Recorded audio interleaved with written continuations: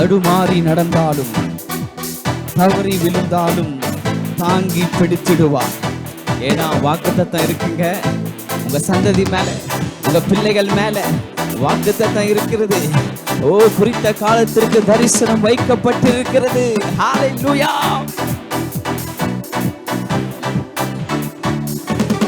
தடுமாறி நடந்தாலும் தவறி விழுந்தாலும் தாங்கி ஏன் பிடித்திடுவார்.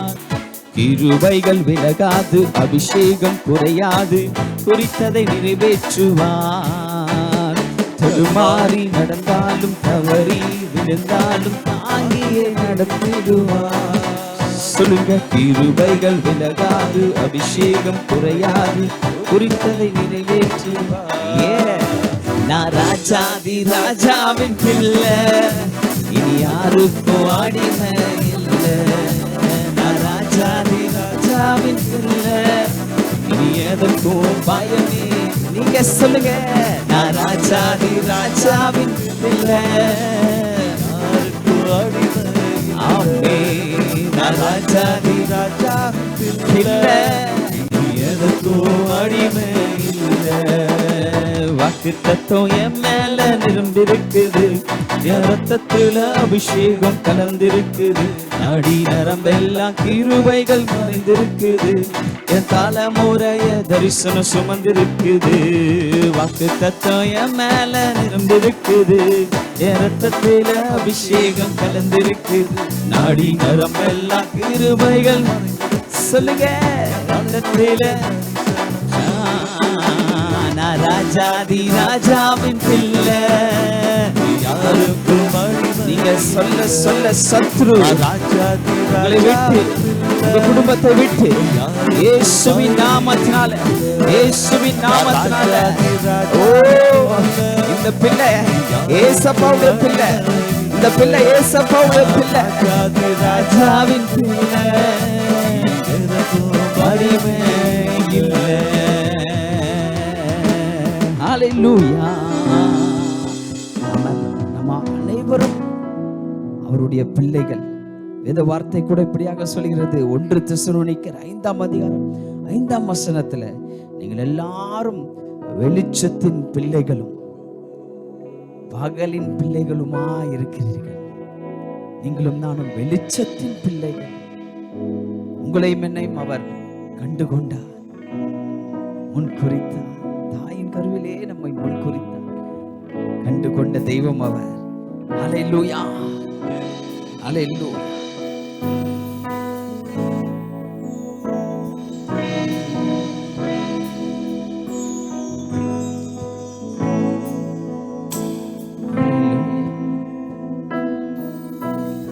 என்னை கண்டீரே நன்றி ஐயா, கண்ணீர் துடைத்தீ நன்றி ஐயா.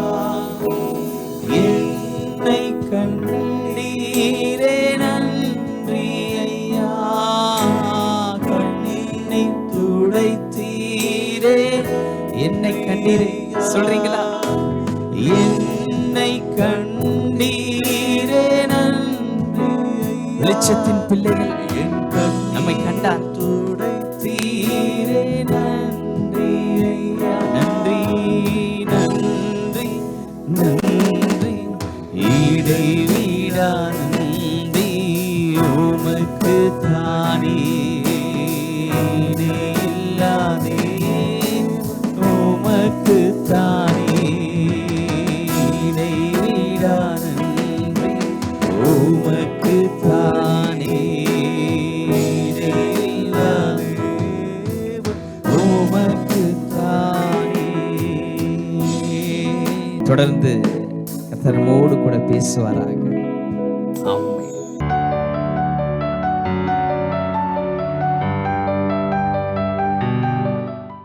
கர்த்தருடைய பரிசுத்த நாமத்துக்கு ஸ்தோத்திரம். கர்த்தராக இயேசு கிறிஸ்துவின் நாமத்தினாலே நான் உங்கள் ஒவ்வொருவரையும் வாழ்த்துகிறேன். கர்த்தர் நல்லவர், அவருடைய கிருபை என்றும் உள்ளது.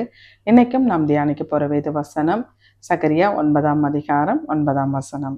சீயோன் குமாரத்தியே மிகவும் களிக்கூறு, எருசலேம் குமாரத்தியே கெம்பீரு. இதோ உன் ராஜா உன்னிடத்தில் வருகிறார், அவர் நீதியுள்ளவர். ஹல்லேலூயா. சகரியா 9ஆம் அதிகாரம் 9ஆம் வசனத்துல சகரியா தீர்க்கதரிசி கர்த்தராகிய இயேசு கிறிஸ்துவை பற்றி சொல்லப்பட்ட தீர்க்க தரிசனமாய் உரைத்த ஒரு வார்த்தை, இதோ உன் ராஜா உன்னிடத்தில் வருகிறார், அவர் நீதியுள்ளவர். ஹல்லேலூயா. நம்முடைய ஆண்டவர் நீதியுள்ளவர். இன்னைக்கும் நீதியுள்ள ஆண்டவரை நாம் தியானிக்க போறோம். அவர் நீதிக்கேடு செய்கிறவர் அல்ல, அவர் நீதி செய்கிறவர். உபாகமம் 32ஆம் அதிகாரம் 4ஆம் வசனத்துல நம்ம வேதத்திலிருந்து வாசிப்போம்.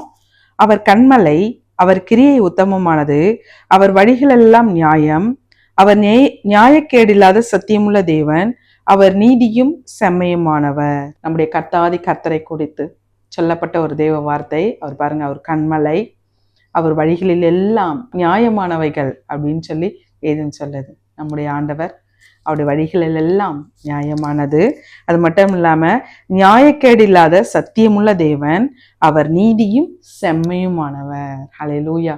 அவர் நீதி செய்கிற ஒரு நல்ல ஆண்டவர், அவர் நியாயக்கேடு இல்லாத ஒரு நல்ல ஆண்டவர். இதே சங்கீதக்காரன் தாவீது சங்கீதம் 82ஆம் அதிகாரம் 1ஆம் வசனத்துல ஆண்டவரை குறித்து என்ன சொல்றாரு பார்ப்போம். தேவ சபையிலே தேவன் எழுந்தருளி இருக்கிறார், தேவர்களின் நடுவிலே அவர் நியாயம் விசாரிக்கிறார். ஹல்லேலூயா. தேவர் சபையில் ஆண்டவர் எழுந்தருளி இருக்கிறார், தேவர்களின் நடுவில் அவர் நியாயம் விசாரிக்கிறார். தேவர்களோட நடுவுல அமர்ந்துகிட்டு அவர் நியாயம் விசாரிக்கிறவரா இருக்காரு. நமக்கும் நியாயம் செய்கிற ஆண்டவர், நியாயம் விசாரிக்கிற ஆண்டவர். இதே சங்கீதம் 72ஆம் அதிகாரம் 4ஆம் வசனத்துல, ஜனத்தில் சிறுமைப்படுகிறவர்களை அவர் நியாயம் விசாரித்து. ஹல்லேலூயா. ஜனத்தில் சிறுமைப்படுகிறவர்களை, ஜனத்துல சிறுமைப்பட்டிருக்கீங்களா? அவர்களை நியாயம் விசாரித்து. இதே சங்கீதம் 68ஆம் அதிகாரம் 5ஆம் வசனத்துல, தம்முடைய பரிசுத்த ஸ்தலத்தில் இருக்கிற தேவன் திக்கற்ற பிள்ளைகளுக்கு தகப்பனும் விதவைகளுக்கு நியாயம் விசாரிக்கிறவருமா இருக்கிறார். ஹல்லேலூயா. திக்கற்ற பிள்ளைகளுக்கு தகப்பனும் விதவைகளுக்கு நியாயம் விசாரிக்கிறவரா இருக்கிறார். சிறுமைப்பட்டவர்களுக்கு நியாயம் விசாரிக்கிற ஆண்டவர், திக்கற்ற பிள்ளைகளுக்கு தகப்பனும் விதவைகளுக்கு நியாயம் விசாரிக்கிற நல்ல ஆண்டவர். ஹல்லேலூயா. எதுதான் சங்கீதக்காரன் தாவீது சங்கீதத்துல சொல்றாரு பாருங்க, நான் சிறுமையும் எளிமையுமானவன், கர்த்தரோ என்மேல் நினைவா இருக்கிறார். ஹல்லேலூயா. கர்த்தர் நான் சிறுமையும் எளிமையுமானவன். சிறுமையும் எளிமையுமானவங்களை யாராவது நினைச்சிட்டு இருப்பாங்களா? ஆனா சங்கீதக்காரன் தாவீது சொல்ற பாருங்க, சிறுமையும் எளிமையுமானவன், கர்த்தரோ என்மேல் நினைவா இருக்கிறார். ஹல்லேலூயா. சிறுமையானவர்களை, திக்கற்று இருக்கிறவர்களுக்கு, விதவைகளுக்கு நல்லவராய் இருக்கிற ஆண்டவர் அவர்கள் நியாயம் செய்யாம இருப்பாரா? அவருடைய பிள்ளைகளாகிய திக்கற்று இருக்கிற அவருடைய பிள்ளைகளுக்கு அவர் எப்பொழுதும் நியாயம் செய்வார். விதவைகளுக்கு, சிறுமையானவர்களுக்கு அவர் எப்பொழுதும் நியாயம் செய்கிற நல்ல ஆண்டவர். ஹல்லேலூயா. எங்க சிஸ்டர், எங்களோட உழைப்பெல்லாம் நாங்கள் அப்படியே போட்டுக்கிட்டு இருக்கோம், ஆனா ஒரு நியாயமும் கிடைக்க மாட்டேங்குது, அதுக்கு வேண்டிய ஊதியமும் கிடைக்க மாட்டேங்குது அப்படின்னு சொல்லி ரொம்ப சோர்ந்து இந்த நிகழ்ச்சியை பார்த்துக்கிட்டு இருக்கீங்களா? ஆண்டவர் உங்களுக்கு தான் நியாயம் செய்கிற ஆண்டவர் இருக்கார் பிரதர். கவலைப்படாதீங்க, அவர் உங்களை கைவிட மாட்டார். சிறுமையானவர்களுக்கு அவர் நியாயம் செய்கிற நல்ல ஆண்டவர் இல்லையா? ஆண்டவருக்காக அப்படின்னு சொல்லி என்னுடைய வாலிப காலத்துல இருந்து எல்லாத்தையும் ஆண்டவருக்காக தான் போட்டேன். ஆண்டவருக்காக அப்படின்னு சொல்லி செய்து இப்பொழுதும் ஆண்டவருடைய முகத்தையே நோக்கி பார்த்துக்கிட்டு இருக்கேன். அந்த ஆண்டவர் எனக்கு நியாயம் செய்வாரா? இப்பொழுதும் வெறும் கையா, எம்டி ஹேண்டா இருக்கேன். அந்த ஆண்டவர் எனக்கு நியாயம் செய்வாரா அப்படின்னு சொல்லி கர்த்தரை பிரசித்தப்படுத்துவதற்காக உங்களுக்குரிய எல்லாவற்றையும், உங்க தாளந்தையும், உங்களுக்கு இருந்த பணத்தின் காரியங்கள் எல்லாத்தையும் கர்த்தருக்காக போட்டிருக்கீங்களா? அந்த ஆண்டவர் உங்களுக்கு நியாயம் செய்யாம இருப்பாரா? நிச்சயமா செய்வார் பிரதர். ஆண்டவர் உங்களை ரொம்ப நேசிக்கிறார். ஆண்டவருக்காக கொடுத்திருக்கீங்க. ஒரு கலசம் தண்ணி கொடுத்தாவே அதை பல மடங்கு கொடுக்குற ஆண்டவர் இல்லையா? உங்களுக்கு நியாயம் செய்யாம இருப்பாரா? இருக்கிறது ஒரு வாழ்க்கை, அந்த ஒரு வாழ்க்கைக்காக யார்கிட்டலாம் என்ன போய் பேச வேண்டியதா இருக்கு, யார்கிட்டலாம் என்ன விளக்கம் சொல்ல வேண்டியதா இருக்கு. எனக்கு கொடுத்த ஒரு வாழ்க்கையை வாழ முடியாம இருக்கு, அதை இப்படி தட்டி பறிச்சுக்கிட்டு வேடிக்கை பார்த்துக்கிட்டு இருக்காங்களே அப்படின்னு சொல்லி சோர்வோடு கூட இந்த நிகழ்ச்சியை பார்த்துக்கிட்டு இருக்கீங்களா? உங்களுக்கு நியாயம் செய்வார் சிஸ்டர், கவலைப்படாதீங்க. விதவைக்கு, திக்கற்றவர்களுக்கு ஆண்டவர் நியாயம் செய்வாரா? நான் விதவை தான், பிள்ளைங்களை வச்சுக்கிட்டு நான் எவ்வளோ கஷ்டப்பட்டுக்கிட்டு இருக்கேன்.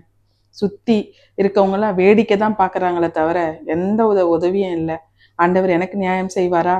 எங்ககிட்ட இருக்க அந்த கொஞ்சம் இடம், அந்த இடத்த பறிக்கிறதுக்காக என்னென்ன காரியங்கள் பண்றாங்க, உறவுகளா இருக்கட்டும், இன்னும் மற்றவர்களும் என்னென்ன காரியங்கள் பண்றாங்க அப்படின்னு சொல்லி சோர்வோடு கூட இந்த நிகழ்ச்சியை பார்த்துக்கிட்டு இருக்கீங்களா? ஆண்டவர் உங்களுக்கு நிச்சயமாகவே நியாயம் செய்வார் சிஸ்டர். அவர் நீதிபரர், அவர் நியாயம் செய்கிறவர். ஹல்லேலூயா. அநேக காரியங்கள் ஆண்டவருக்காக நற்கிரியைகளும் நற்காரியங்களும் செய்துக்கிட்டு இருக்கீங்க. ஆண்டவர் உங்களுக்கு நியாயம் செய்யாம இருப்பாரா? உங்க பிள்ளைகளுடைய காரியத்துல நியாயம் செய்யாமல் இருப்பாரா? நிச்சயமாகவே நியாயம் செய்கிற ஆண்டவர். அவர் நீதி கேட்டு செய்கிறவர் அல்ல. அவர் நியாயாதிபதி, அவர் நீதிபரர். நமக்கு நியாயம் செய்வார். ஹல்லேலூயா. உன் ராஜா உன்னிடத்தில் வருகிறார். சகரியா தீர்க்கதரிசி சொல்றாரு, உலக பிரகாரமான ராஜாக்களே தன்னுடைய ஜனங்க நல்லா இருக்கணும், அவங்களுக்கு நியாயமான காரியங்கள் செய்யணும், நியாயமா நீதி வழங்கணும் அப்படின்னு சொல்லி அவங்க பார்த்தீங்கன்னா ரொம்ப பிரயாசப்படுவாங்க. உலக பிரகாரமான ராஜா, நாசியில் சுவாசமுள்ள மனிதர்களாகிய ராஜா, அவர்களே அவர்களுடைய ஜனங்கள் நல்லா இருக்கணும்னு நினைக்கும் போது நம்ம இயேசு ராஜா, நம்முடைய ராஜாதி ராஜா, நம்முடைய கர்த்தாதி கர்த்தர் நமக்கு செய்யாம இருப்பாரா? நியாயம் செய்யாம இருப்பாரா? இதே சாலமோன் அப்படின்ற ஒரு ராஜாவை குறித்து நம்ம பார்க்கலாம். அந்த ராஜா பாருங்க, அவர் நியாயம் விசாரித்ததை பார்த்து ஆண்டவர் அவருக்கு அருளின ஞானத்தையும் பார்த்து எல்லா ஜனங்களும் பயந்தார்கள் அப்படின்னு சொல்லி வேதம் சொல்லுது. 1 ராஜாக்கள் 3ஆம் அதிகாரம் 28ஆம் வசனத்துல, ராஜா தீர்த்த இந்த நியாயத்தை இஸ்ரவேலர் எல்லோரும் கேள்விப்பட்டு நியாயம் விசாரிக்கிறதுக்கு தேவன் அருளின ஞானம் ராஜாவுக்கு உண்டென்று கண்டு அவனுக்கு பயந்தார்கள். ராஜா தீர்த்த இந்த நியாயத்தை, ஹல்லேலூயா, ராஜா தீர்த்த இந்த நியாயத்தை இஸ்ரவேல் எல்லோரும் பார்த்து தேவன் அருளிய ஞானம் சாலமோனுக்கு உண்டென்று கண்டு அவரை பார்த்து பயந்தாருங்களாம். இந்த வசனத்துக்கு முன்பாக சாலமோன் ராஜா கிட்ட பாருங்க, ஒரு வழக்கு வருது. 2 பெண்கள் வராங்க. இதுல 2 பெண்கள் ஒரு குழந்தை எடுத்துட்டு வந்து, இது என்னுடைய குழந்தை, இது என்னுடைய குழந்தை அப்படின்னு சொல்லி 2 பேருமே போட்டா போட்டி போடுறாங்க. இது என் குழந்தை தான், இது என்னுடைய பிள்ளை தான் அப்படின்னு சொல்றாங்க. அப்ப பாருங்க, சாலமோன் அதுக்கு முன்னாடி அவங்க ரீசனும் சொல்றாங்க, நாங்க ஒரே வீட்டுல இருந்தோம், இவங்க வந்து தூங்கும் போது குழந்தை மேல குப்புறப்படுத்து அந்த குழந்தை இறந்து போயிடுச்சு, இப்ப என் குழந்தைய வந்து அவங்க குழந்தைன்னு சொல்றாங்க, நான் வெளிச்சத்துல பார்த்தேன், அது என் பிள்ளை இல்லாம இருக்குது அப்படின்னு சொல்லி அந்த தாயார் சொல்றாங்க. உடனே சாலமோன் பாருங்க 2 பேருக்கு முன்பாக ஒரு பட்டயத்தை எடுத்துடுவாங்க, குழந்தைய வெட்ட போறேன் அப்படின்னு சொல்றாரு. அப்போ உடனே அந்த அந்த உண்மையா குழந்தையோட தாயோடைய குடல் அப்படியே பதறிடுச்சுங்களா, வேதம் சொல்லுது. அந்த குடல் பதறி அவங்க உடனே வேண்டாம் வேண்டாம், குழந்தைய வெட்ட வேண்டாம், யாராவது ஒருத்தர்கிட்ட அது சுகமா இருக்கட்டும், நல்லா இருக்கட்டும் அப்படின்னு சொன்ன உடனே அந்த பிள்ளைய வாங்கி அந்த குடல் பதறி அழுத கேட்ட அந்த தாயார் எடுத்து அந்த பிள்ளையை கொடுத்தார் அப்படின்னு சொல்லி வேதத்துல பார்க்கலாம். இதை பார்த்துதான் ஜனங்கள் எல்லோரும் இந்த ராஜா நியாயம் விசாரித்ததை பார்த்து அந்த ராஜாவுக்கு ஆண்டவர் ஞானம் அருளி இருக்கிறார் அப்படின்னு சொல்லி பயந்தாருங்களாம். அல்லேலூயா. ஒரு உலக பிரகாரமான ராஜா, அவர் பாருங்க நியாயமான காரியத்தை செய்யறார். இதை நம்ம சுனோமியாலோட வாழ்க்கையிலும் பார்க்கலாம். சுனோமியால் அவங்க பாருங்க, எலிசா தீர்க்கதரிசி, அவங்களுக்கு ஒரு பிள்ளை இல்லாம இருக்குது, அவங்களுக்கு ஒரு பிள்ளை பிறக்குது, அந்த பிள்ளையும் இறந்து போகுது, தலை நோவுதுன்னு சொல்லுது, இறந்து போயிடுது. அந்த அம்மா எலிசா தீர்க்கதரிசிட்ட போயிட்டு, நான் பிள்ளை கேட்கல, எனக்கு பிள்ளை கொடுத்தீங்க, ஆனா இப்படி காரியமா இருக்கே அப்படின்னு சொல்லும் போது எலிசா அந்த பிள்ளையை உயிரோடு கூட எழுப்புறாரு. அந்த தாயார்கிட்ட சொல்றாரு, 7 வருஷம் இந்த தேசத்துல பஞ்சம் இருக்கும், நீங்க வேற தேசத்துல போய் குடியிருங்க அப்படின்னு சொல்லி. அதே போல அந்த அம்மா சுனோமியால் பாருங்க வேற தேசத்துக்கு போயிடுறாங்க. 7 வருஷம் பஞ்சம் முடிஞ்ச உடனே திரும்ப தன்னுடைய தேசத்துக்கு வராங்களாம். அப்படி வந்து பாக்குறாங்க, அவங்களுடைய வயல் நிலம் இடத்தையெல்லாம் வெளியாட்கள் வேற ஒருத்தவங்க எல்லாம் எடுத்துடுறாங்க. இப்ப ராஜா கிட்ட போயிட்டு சொல்றாங்க, நியாயம் விசாரிக்க ராஜா கிட்ட போறாங்க. அப்படி ராஜா கிட்ட போய் அவங்க அந்த வழக்க சொல்லிக்கிட்டு இருக்கும் போதுதான் கேயாசி, எலிசாவின் தீர்க்கதரிசி கேயாசி அங்க இருக்காரு. அவரும் சொல்றாரு, ஆமா ஆமா, எலிசா உயிரோடு கூட எழுப்பினார் இல்லையா, அந்த மகனுடைய தாயார் இவங்கதான் அப்படின்னு சொன்ன உடனே அந்த ராஜா பாருங்க ஒரு பிரதானியை ஏற்படுத்தி அந்த சுனேமியாளுக்கு என்ன கிடைக்கணுமோ அதை அப்படியே செய்ய சொன்னாருங்களாம். நம்ம வேதத்துல இருந்து வாசிப்போம். 2 ராஜாக்கள் 8ஆம் அதிகாரம் 6ஆம் வசனத்துல, ராஜா அந்த ஸ்திரீயை கேட்டதற்கு அவள் அதை அவனுக்கு விவரித்து சொன்னாள். அப்பொழுது ராஜா அவளுக்கு ஒரு பிரதானியை நியமித்து அவளுக்கு உண்டானது எல்லாவற்றையும் அவள் தேசத்தை விட்டு போன நாள் முதல் இதுவரைக்கும் உண்டான அந்த வயலின் வருமானம் அனைத்தையும் அவளுக்கு கிடைக்கும்படி செய் என்றான். அல்லேலூயா. அவர் பாருங்க எல்லாத்தையும் விவரித்து என்ன அப்படின்னு ராஜா கேட்கிறாரு.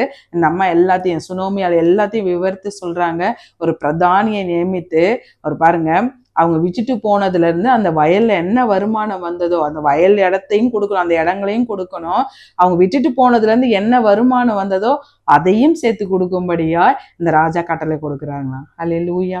உலக பிரகாரமான ஒரு ராஜா, அவங்க இந்த தேசத்தை விட்டுட்டு போயிட்டாங்க, அவங்களுக்கு ஏன் செய்யணும் அப்படின்னு சொல்லி இல்லாம திரும்ப அந்த தேசத்துக்கு வந்து வழக்குன்னு சொல்லி போகும்போது அந்த சுனாமியாளுக்கு நியாயம் செய்த ராஜா நமக்கு செய்யாம இருப்பாரா? மூன்றாவது ஒரு காரியம் நம்ம பார்க்கலாம்.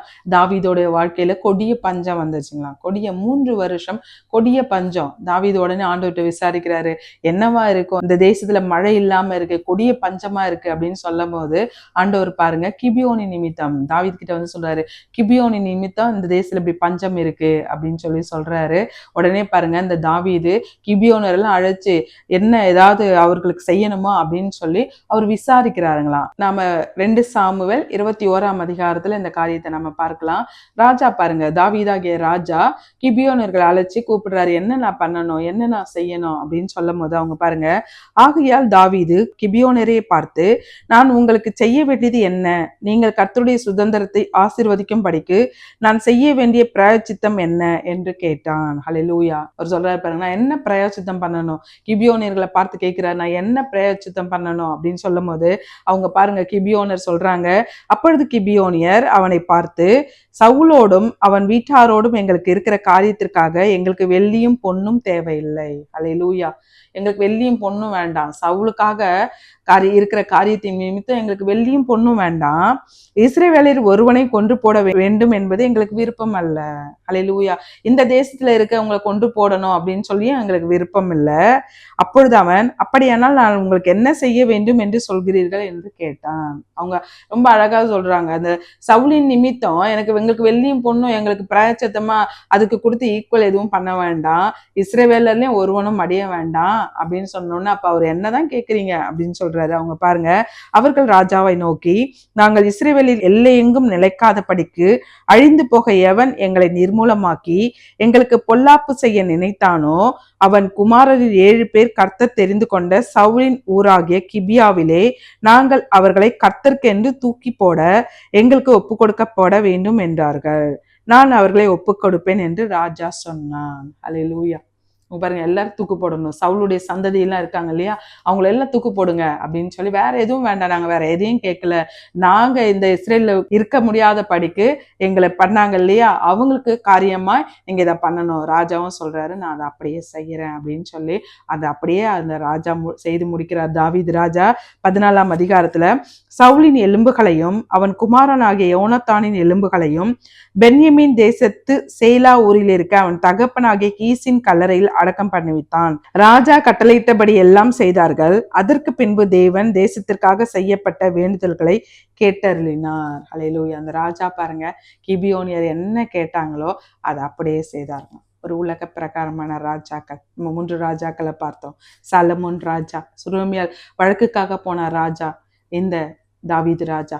உலக பிரகாரமாய் அவர்களை ஆண்டவர் ராஜாவா வைத்து ஜனங்களை நியாயம் விசாரிக்க வைத்தாரு. அந்த ராஜாக்களே நியாயம் விசாரித்தார்கள் அந்த ஜனங்களுக்காக.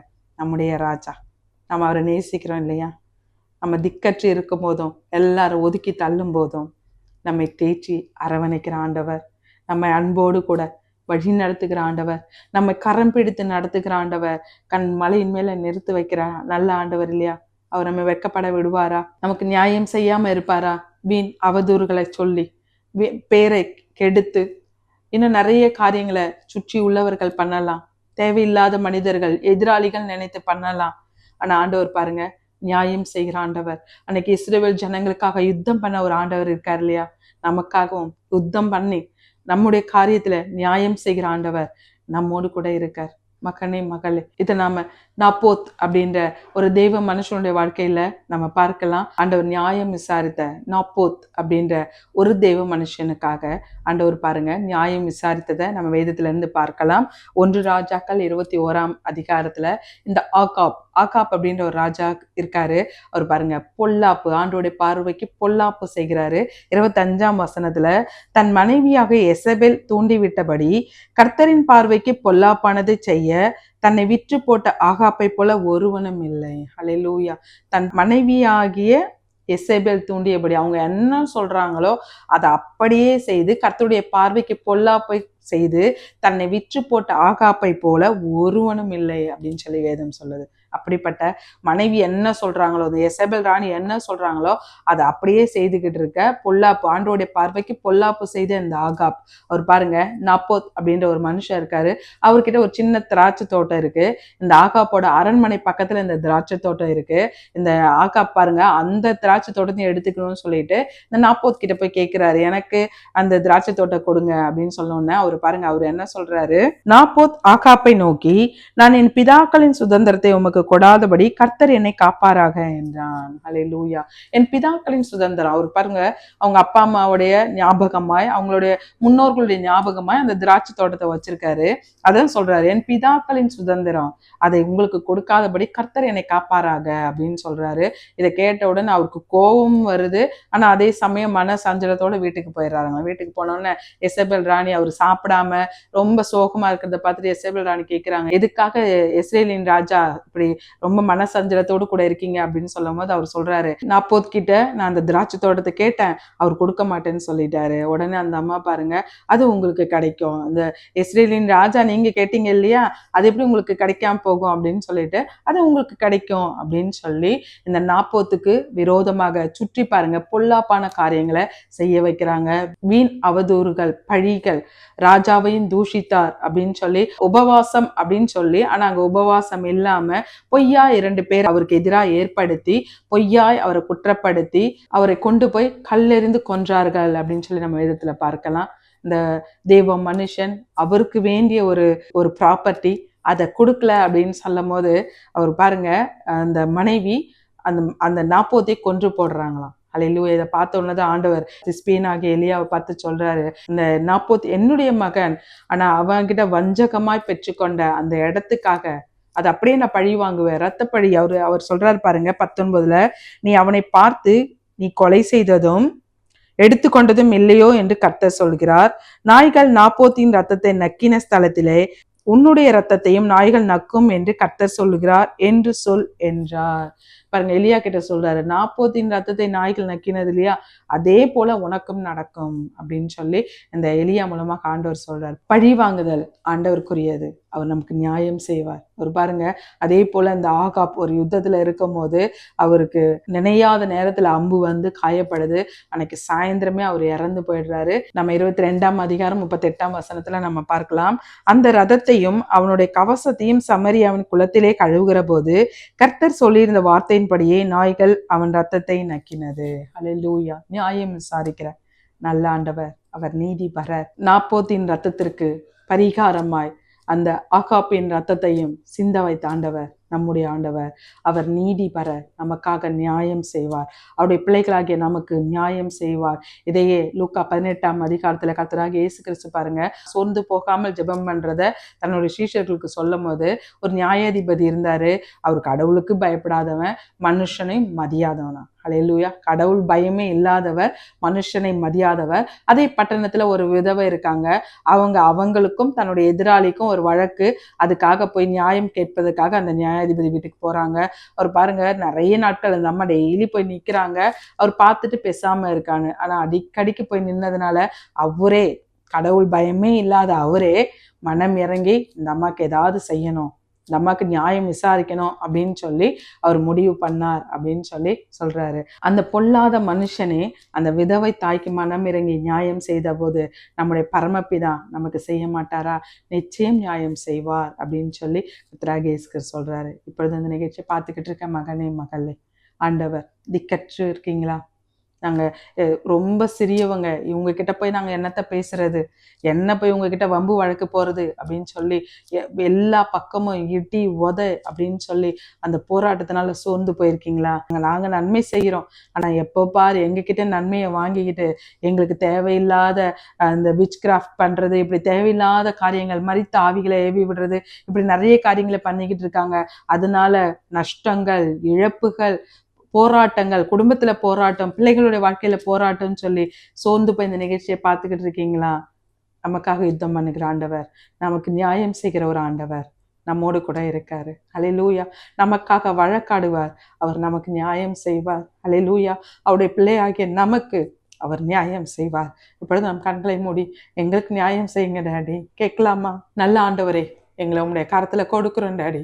இயேசுவின் நாமத்தினால இப்பொழுது அந்த நிகழ்ச்சியை பார்த்துக்கிட்டு எந்தெந்த காரியத்திலலாம் எங்களுக்கு நியாயம் வேணும்னு சொல்லி கேட்டுக்கிட்டு இருக்காங்களோ ஆண்டவர் நியாயங்களை தீர்ப்பீராக. இப்ப நாங்க வேதத்துல வாசித்த அந்த ராஜாக்களே, உலக பிரகாரமான ராஜாக்கள், அவர்களே அந்த ஜனங்களுக்கு நியாயம் விசாரித்தார்.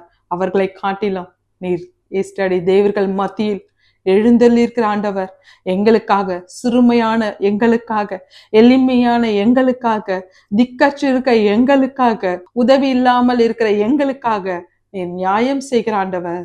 நீ நியாயம் செய்வீராக. ஹல்லேலூயா.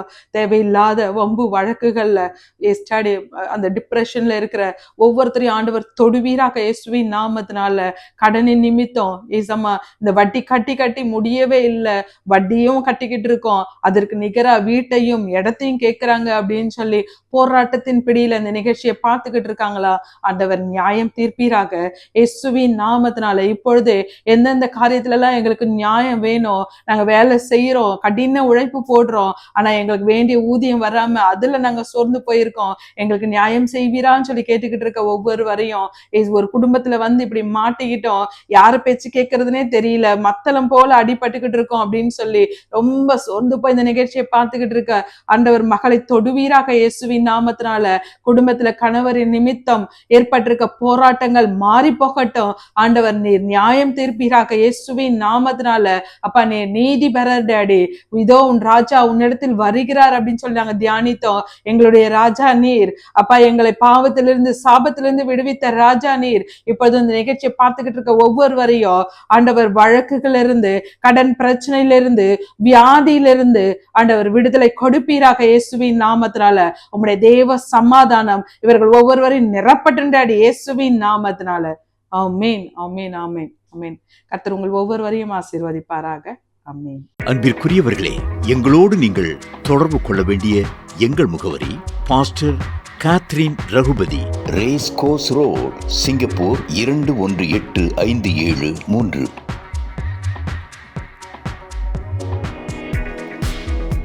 For prayer request in Singapore number 6589872057. For India number 074180718556.